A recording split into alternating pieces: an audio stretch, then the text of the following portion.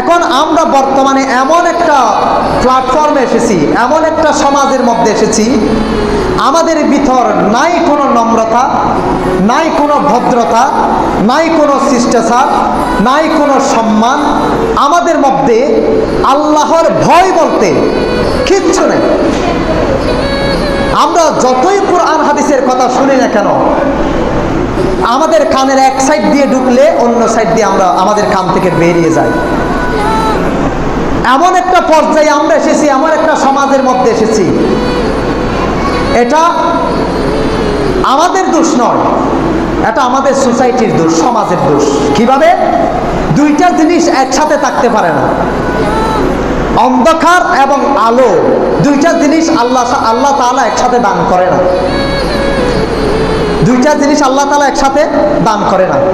আমি যখন গুনাহ করব, আমার কলিজাটা শক্ত হয়ে যাবে। আল্লাহ পাক ওখানে আর নম্রতা দিবে না, আমার কলবের মধ্যে ভদ্রতা দিবে না, শিষ্টাচার দিবে না, সম্মান দিবে না, পূজনীয়তা দিবে না, ভদ্রতা দিবে না। আল্লাহর ভয় আমাদের কলবের মধ্যে আসবে না, যেহেতু আমরা পাপ করতে করতে আমাদের কলবটাকে শক্ত করে ফেলেছি।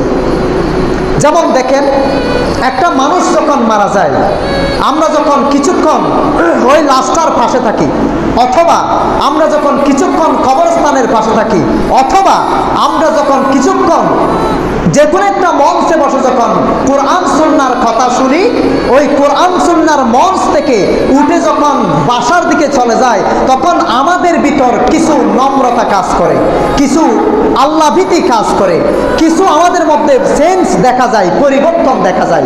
কেন জানেন? কারণ আমরা যতক্ষণ কোরআন সুন্নাহর কথা শুনেছি, ততক্ষণ পর্যন্ত আমাদের কলবের মধ্যে শয়তান ধোঁকা দিতে পারে নাই, অর্থাৎ অন্ধকার আমাদের কলবের মধ্যে ঢুকতে পারে নাই।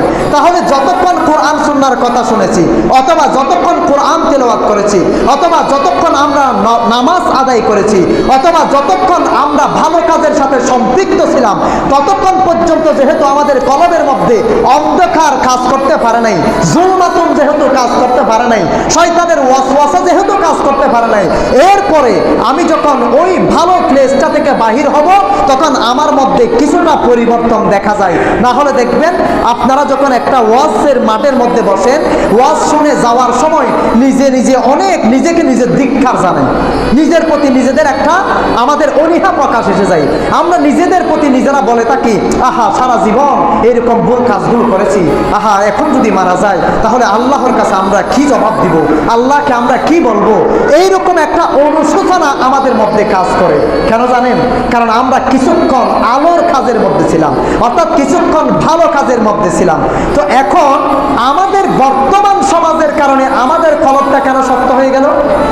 এবার এই কথাটা বলি, দেখেন, আমরা যখন বাসার মধ্যে বসলাম, ফেসবুকের বসে বসে নাটক দেখলাম, ফেসবুকে বসে বসে বিভিন্ন ধরনের গান বাজনা দেখলাম, মোবাইল নিয়ে বিভিন্ন ধরনের খারাপ অশ্লীল যে কোনো কিছু দেখলাম, মোবাইল নিয়ে বিভিন্ন ধরনের খারাপ কোনো কিছু দেখার কারণে আমাদের মধ্য থেকে ফেরেশতাগুলো আমাদের থেকে পৃথক হয়ে যায়।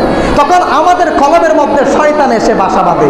দেখেন, আপনি আমি যখন ভালো কাজ করি, অথবা মসজিদে যখন আসি, যাওয়ার জন্য দেখি পিছনে একটা মানুষ যদি কোনো প্রকারের নিয়ত ভাঙতেও ফেলে, আমরা চেষ্টা করি ওটাকে ছেড়ে দিয়ে, পিছনের মানুষটাকে ছেড়ে দিয়ে যেন সামনের দিক দিয়ে বাইরে হয়ে যায়। কারণ যখন আমরা ভালো কাজে বসি, তখন আমাদের মনটা অস্থির অস্থির করে। আর যখন একটা সিনেমা দেখার জন্য বসি, যতক্ষণ পর্যন্ত বসে থাকি, একবারের জন্য আমাদের মন বলে না আমরা খারাপ কাজ করতেছি, উঠে যাই, একটু চলে যাই। এই দৃষ্টান্ত, এই খারাপ কাজের কাজগুলো আমাদের মনে বাধা দেয় না। তো যার কারণে আমরা যখন খারাপ কাজ করতেই থাকি, খারাপ কাজ করতেই থাকি, তখন আমাদের কলবটা শক্ত হয়ে যায়। একটা মানুষ মারা গেছে এই খবর শুনলেও আমাদের কলিজার মধ্যে কোনো ভয় আসে না। আসে ভয় কখন জানেন? যখন কোথাও অ্যাক্সিডেন্ট করে একটা পা ভেঙে গেছে, তখন আল্লাহকে খুব বেশি ডাকি। যখন আমার মধ্যে একটা রূপ দেখা দেয়, তখন আমরা আল্লাহকে খুব বেশি ডাকি। যখন দেখবেন আমাদের মধ্যে কোনো একটা অসুস্থতা আমাদের মধ্যে কাজ করে, দেখবেন রাতকে রাত আমরা শুধু আল্লাহকেই ডাকি, মনে হচ্ছে যে আল্লাহকে ডাকা ছাড়া আমাদের আর কোনো কাজ নাই। কিন্তু আমরা যখন সুসময়ে থাকি, তখন আল্লাহকে ডাকাটাই যেন আমাদের থেকে হারিয়ে যায়। এই দৃষ্টান্তগুলো কেন জানেন? ওই যে আমাদের ভিতরে অন্ধকার ঢুকে গেছে।